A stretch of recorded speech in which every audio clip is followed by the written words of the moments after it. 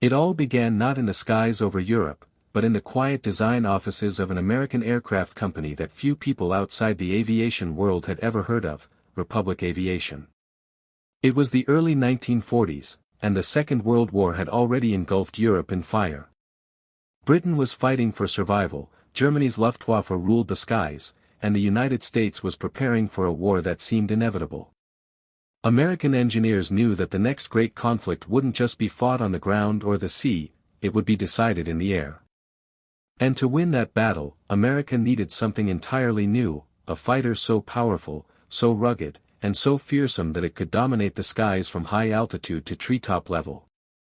At that time, most American fighters, like the P-40 Warhawk and the early P-39 Airacobra, were decent, but they couldn't match the speed or climb of the German Messerschmitt Bf-109 or the deadly Focke-Wulf 190. Those German fighters were sleek, agile, and combat-proven. The Luftwaffe's aces flew them with terrifying precision. So when Republic Aviation's lead designer, Alexander Kartveli, began sketching his new fighter, he knew it had to be something extraordinary. He looked at what Germany had, and decided to go in the complete opposite direction. While German aircraft were fast and elegant, Kartveli wanted power, protection, and firepower. He didn't care if the plane looked bulky or heavy. His goal was to build a machine that could take punishment and still fight back. He envisioned a plane wrapped around one of the most powerful engines in the world, the Pratt & Whitney R-2800 Double Wasp, a massive 18-cylinder radial engine capable of more than 2,000 horsepower. It wasn't sleek. It wasn't beautiful. But when that engine roared to life, it sounded like thunder. And that's how the legend of the Thunderbolt was born. When the first prototype, designated XP-47B, took to the skies in May 1941, the test pilots were shocked. It was huge, almost as big as some bombers. Fully loaded, it weighed over 7 tons, making it one of the heaviest single-engine fighters ever built. Most pilots looked at it and laughed. "That thing will never dogfight," they said. Even American pilots joked that it looked more like a flying milk jug than a fighter plane. But when the XP-47B climbed past 400 miles per hour, carrying 8.50 caliber machine guns, for in each wing, the laughter began to fade. The Thunderbolt was not designed to win beauty contests. It was built to survive. The cockpit sat inside an armored bathtub of steel plating. Its wings were thick and strong enough to withstand enemy fire that would tear other planes apart. And underneath it all, that massive radial engine acted like a shield, absorbing bullets and shrapnel that would otherwise have killed the pilot. In short, the P-47 was a flying tank. Still, when it first appeared in Europe in early 1943, many Allied pilots were skeptical. Compared to the sleek Spitfires and nimble Mustangs, the Thunderbolt looked like a clumsy giant. Even German pilots, watching through binoculars from their airfields in occupied France, laughed at the sight. They called it the flying milk bottle and the jug, mocking its round shape and sluggish appearance. To them, it was just another American experiment, something that would fall out of the sky once it met the precision of German engineering. But what they didn't know was that the P-47 was hiding a secret, a combination of raw power and unmatched durability that no German plane could match in the long run. Its 8 Browning .50 caliber machine guns could tear through aircraft, trains, and armored vehicles alike. And thanks to its massive turbo-supercharged engine, it could climb to altitudes above 30,000 feet, higher than many Luftwaffe fighters could comfortably reach. The Americans soon realized that this plane, though heavy, had a personality all its own. At high speed, it became almost untouchable. German pilots who dove on it from above quickly found themselves outmatched. The Thunderbolt could dive faster than any fighter in the world, sometimes exceeding 500 miles per hour in a vertical plunge, and it could pull out of that dive without falling apart. Many German pilots who tried to follow it down didn't make it back up. By mid-1943, the P-47 Thunderbolt began escorting American bombers deep into enemy territory. The Luftwaffe had been waiting for this. They had made a habit of shooting down slow, defenseless bombers, and now, seeing these bulky new escorts, they laughed again. "These are the Americans' new protectors," they sneered. "They look like barrels with wings." But their laughter wouldn't last long. The first air battles between the P-47s and the Luftwaffe over Europe were brutal. At first, Thunderbolt pilots struggled to get used to the aircraft's weight and handling. It wasn't a plane you could dance with in the sky, it was a brawler. It couldn't turn tight circles with a Messerschmitt or Focke-Wulf, but it could outclimb, outdive, and outshoot almost anything that came close. American pilots quickly learned to use the P-47's strengths, speed in a dive, altitude advantage, and sheer firepower. They developed tactics around it: boom and zoom. Dive from high above the enemy, unleash a storm of .50 caliber fire, then zoom back up before the German pilot could react. It was a new kind of aerial warfare, fast, violent, and unforgiving. Back in Germany, reports started to come in. Luftwaffe pilots were complaining that these new American fighters could take unbelievable punishment.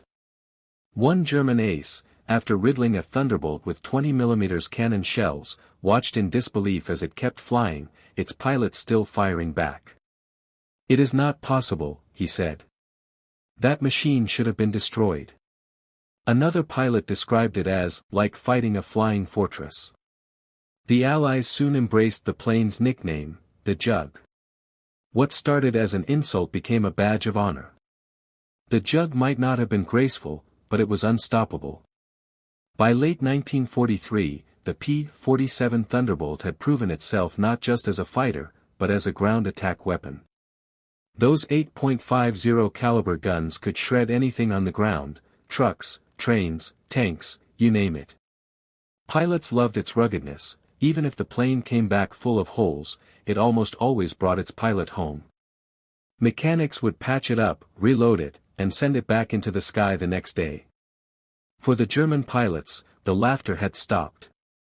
Every time they saw those stubby wings and that round nose approaching, they knew what was coming: the roar of thunder, the storm of bullets, and the terrifying realization that the fat American plane was not a joke at all. It was the most dangerous opponent they'd ever faced. The legend of the Thunderbolt was only beginning, but already, in the skies over Europe, its reputation was growing with every battle. The Germans had laughed when they first saw it. Soon, they would curse its name. By the spring of 1943, the skies over Europe had become one of the most dangerous places on Earth. Day after day, formations of American B-17 flying fortresses and B-24 Liberators droned eastward toward German cities and factories. Their mission was clear: destroy the Nazi war machine at its source. But for every bomber that took off, there was a deadly swarm waiting above the clouds: the German Luftwaffe. The Luftwaffe's experienced pilots, flying sleek Messerschmitt Bf 109s and Focke-Wulf 190s, had dominated the skies for years. They were confident, ruthless, and proud. And when they first heard that the Americans were sending a new, heavy fighter into the mix, one so big and clumsy that it looked more like a flying oil drum than a weapon, they couldn't help but laugh. To them, the P-47 Thunderbolt looked ridiculous. Too heavy, the Luftwaffe pilots said. Too slow, too clumsy, and too big to fight. But laughter is often the sound before defeat. And soon, those same pilots would realize that what they thought was an overweight target was actually a flying monster designed to bring destruction from above. The first P-47s arrived in England in early 1943, assigned to groups like the 4th Fighter Group and the 56th Fighter Group, both packed with seasoned American and former Royal Air Force pilots. These men had fought in Spitfires and Mustangs before, but the Thunderbolt was something entirely new. It was intimidating. When the mechanics rolled it out onto the runway, its enormous propeller and thick fuselage made even experienced pilots raise an eyebrow. But as soon as they climbed into the cockpit and pushed the throttle forward, the doubt began to fade. The R-2800 engine didn't just start, it thundered to life with a deep growl that shook the ground. It was raw, muscular power, and the pilots could feel it in their bones. Their first missions were simple: escort bombers across the channel, protect them from enemy fighters, and bring them home. But the Luftwaffe was ready. German radar picked up the formations as soon as they left the British coast. Squadrons of Bf-109s and Fw-190s scrambled to intercept. It was in these cold, high-altitude skies that the legend of the Thunderbolt was forged. At first, German pilots underestimated their new enemy. They would swoop in, laughing, diving head-on toward the bombers, expecting to swat away the American escorts with ease. But then came the shock. A single burst from a Thunderbolt's 8.50 caliber machine guns could fill the air with lead. The .50s weren't just fast-firing, they were devastating. Each bullet could tear through metal and flesh with ease, and with 8 of them firing simultaneously, the result was catastrophic. One Luftwaffe pilot later recalled, "You could see the tracers coming like red-hot rain. 1 second your wingman was there, and the next, there was just smoke and fire." The P-47s didn't need to outturn their opponents. They fought like predators, diving from above, firing a storm of bullets, and then climbing away before the Germans could react. It was called boom and zoom, hit fast, hit hard, and disappear before the enemy even had time to blink. In those early months, air battles erupted over France, Belgium, and the Netherlands almost daily. The Thunderbolts were often outnumbered, but their toughness gave them an edge no German aircraft could match. Pilots reported coming home with holes in their wings the size of fists, oil leaking from the engine, even parts of the tail missing, yet somehow, the P-47 kept flying. Mechanics at English airbases were astonished. "Any other plane would have been shot to pieces," one said. "But these jugs just don't quit." The Germans soon noticed it too. They fired 20mm cannon shells, the same kind that could rip apart a Spitfire or Mustang in seconds, but the Thunderbolt soaked up the punishment and kept fighting. One German squadron commander described it bitterly, "We hit them again and again, but they do not fall. It is like shooting at a mountain." For the American pilots, confidence began to grow. The P-47 wasn't a dogfighter, but it was a killer. Major Francis "Gabby" Gabreski, one of the top American aces, learned to use the jug's strengths to devastating effect. He would dive from high altitude, unleash a short burst, and tear an enemy aircraft to pieces before pulling away into the clouds. "You didn't play games in a Thunderbolt," he later said. "You hit hard and you got out. That's how you lived." Another pilot, Robert S. Johnson of the 56th Fighter Group, became living proof of the P-47's durability. In one mission over France, his aircraft was attacked by an Fw-190 that riddled it with cannon fire. His canopy was shattered, the engine was hit, and hydraulic fluid sprayed across his goggles.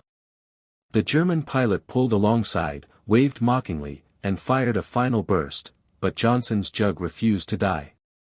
Despite taking over 200 hits, he made it back to England safely. When the mechanics counted the holes later, they stopped at 250. The Thunderbolt had saved his life. Stories like Johnson's spread quickly, both among the Allies and the Axis. The Germans, once so confident, began to dread the appearance of those bulky American fighters. Luftwaffe intelligence officers started calling them the Panzers of the air. Their heavy armor, combined with their incredible dive speed, made them nearly impossible to kill. As the American bombers pushed deeper into Germany, to Bremen, Hamburg, and beyond, the Thunderbolts were always close by. Their thunderous engines echoed across the skies, and German civilians soon learned to fear the sound. The same planes that defended bombers by day began sweeping down to attack rail yards, convoys, and supply lines by afternoon. The P-47's .50 calibers could cut through trains like butter. Pilots joked that if it moved, they could hit it, and if it didn't move, they could blow it up anyway. The psychological impact was immense. German soldiers who once mocked the Thunderbolt's shape now dove for cover the moment they heard its engines. "The Americans have a monster," one Wehrmacht report noted. "It comes fast, breathes fire, and leaves nothing standing." Still, the Luftwaffe refused to give up. Their best aces, men like Erich Hartmann and Johannes Steinhoff, were ordered to hunt the new American fighters and restore Germany's air superiority. They tried everything: ambush tactics, high-altitude attacks, and coordinated strikes. But the Thunderbolt's strength lay not only in its toughness, but in the growing skill of the American pilots who flew it. Each mission taught them more about how to use their aircraft effectively. Each victory gave them confidence. By late 1943, the skies over Europe were beginning to change. The Luftwaffe was losing experienced pilots faster than it could replace them. For every German ace shot down, a Thunderbolt pilot gained valuable experience. The tide was slowly turning. And yet, the Thunderbolt was still evolving. Engineers at Republic Aviation continued to modify and upgrade the aircraft, improving its range, performance, and reliability. The introduction of drop tanks allowed the P-47 to escort bombers deeper into Germany, reaching targets once considered too far to protect. For the first time, American bombers could strike at the heart of Hitler's war machine with powerful escorts by their side. In the skies above occupied Europe, the laughter had vanished completely. What began as a joke had turned into a nightmare. German pilots, once the hunters, were now being hunted. The P-47 Thunderbolt had proven that sheer power, toughness, and strategy could overcome even the most experienced foes. And this was only the beginning. The Jug had already conquered the air, but soon, it would bring thunder down upon the ground itself. By 1944, the war in Europe had entered a new and merciless phase. The Allies were pushing deeper into German-occupied territory, preparing for the invasion that would one day be known as D-Day. But victory on the ground would depend heavily on control of the skies, and that meant keeping the Luftwaffe crushed and destroying its ability to supply or move its forces. The Americans already had the perfect tool for that job. They just hadn't unleashed its full fury yet. The tool was the P-47 Thunderbolt, and it was about to prove that it could do far more than simply escort bombers. Until that point, most people thought of the Thunderbolt as a heavy-hitting escort fighter, a guardian for the B-17s and B-24s that pounded German industry day after day. But the war was changing fast. The Allies needed a plane that could not only fight in the sky, but also tear the enemy apart on the ground. They needed a plane that could dive low, absorb flak, and hammer tanks, trains, and convoys with devastating precision. And the P-47, with its 8 heavy machine guns, thick armor, and monstrous engine, was built for exactly that kind of destruction. Republic Aviation engineers began modifying the Jug for a new role: fighter bomber. They added bomb racks under its wings and fuselage, allowing it to carry up to 2,500 pounds of bombs or 10 rockets in addition to its 8.50 caliber guns. The plane that had once been mocked for being too heavy was now being praised for the very thing that made it so: its strength. It could carry more weight, take more hits, and fly home when other aircraft would have been smoking craters in the ground. In the months leading up to the Normandy invasion, the skies over France and Belgium were alive with Thunderbolts. From dawn until dusk, they prowled the countryside, hunting for anything that moved: fuel trucks, trains, armored columns, even individual soldiers unlucky enough to be caught in the open. They came in low, screaming over treetops, and opened fire with those 8 machine guns. Each gun spat out 13 bullets per second, more than 100 rounds a second in total, turning fields, bridges, and convoys into fiery infernos. German troops quickly learned to recognize the Thunderbolt by its sound alone. The deep, throaty roar of its radial engine became a symbol of terror. Wehrmacht soldiers would look up from their trenches and mutter, "Donnerbolzen, the Thunderbolt," before diving for cover. It wasn't just a name anymore, it was a warning. When a P-47 appeared overhead, the ground shook, the air filled with smoke, and whatever target it found rarely survived. One of the most famous Thunderbolt units was the 362nd Fighter Group, nicknamed the Mogens Maulers. Their pilots flew hundreds of low-level missions in the weeks before D-Day, smashing German supply lines and rail networks. The Allies knew that to make the invasion succeed, they had to choke off the enemy's logistics. And that's exactly what the P-47 did. Rail lines were shattered, bridges blown apart, and columns of trucks left burning for miles. On June 6, 1944, D-Day, the Thunderbolt's thunder roared louder than ever. As Allied troops stormed the beaches of Normandy, P-47 screamed overhead, strafing German positions, blasting bunkers, and knocking out artillery batteries that threatened the invasion. Pilots like Major George Bostwick and Lieutenant Richard Schaffert dove through curtains of flak so thick it looked like black smoke clouds, yet somehow came back alive, their aircraft peppered with holes but still flying strong. The pilots joked that the Thunderbolt didn't just protect them, it liked getting hit. After D-Day, the P-47 became the hammer of the Allied advance. As the ground troops moved inland, the Jugs flew relentless missions ahead of them, softening up resistance. A single squadron could destroy dozens of vehicles in one afternoon. When German tanks began to counterattack, the Thunderbolt struck back with bombs and rockets, turning panzers into twisted piles of metal. One pilot recalled, "We'd hit a tank column, and by the time the smoke cleared, there wasn't a tank left moving. The road looked like a scrapyard." The German soldiers had no answer. The Luftwaffe, once feared across Europe, was now struggling just to get planes into the air. Fuel shortages and relentless Allied bombing had crippled their operations. Meanwhile, the Thunderbolts flew constantly, some pilots racking up multiple missions a day. And even when flak hit them, they often came back. The plane's rugged design gave pilots a sense of invincibility. As one said, if you had to get shot at, there was no better place to be than inside a Jug. In the summer and autumn of 1944, as Allied forces surged toward Paris and beyond, the P-47 became a legend on both sides of the front. To the Allies, it was a symbol of unstoppable strength, the plane that always came back. To the Germans, it was a nightmare they couldn't escape. Reports from German ground units described entire convoys annihilated by Thunderbolt attacks. Even well-hidden tanks were spotted and destroyed by the Jug's pilots, who had become experts at picking out targets from the air. Perhaps the most terrifying thing for the Germans wasn't the Thunderbolt's weapons, it was the relentlessness. The Jug seemed to be everywhere. They would appear suddenly, without warning, and unleash their fury before disappearing into the clouds. Day after day, the sound of their engines echoed across occupied Europe. "You could tell it was a Thunderbolt," one German soldier later said, "because you felt it before you saw it." The P-47 also became a psychological weapon. American troops on the ground cheered every time they saw one, shouting, "Give them hell, Jug." But for the enemy, the same sight meant disaster. In the final months of the war, entire German divisions were cut off or destroyed not by tanks or artillery, but by the constant pounding from the air.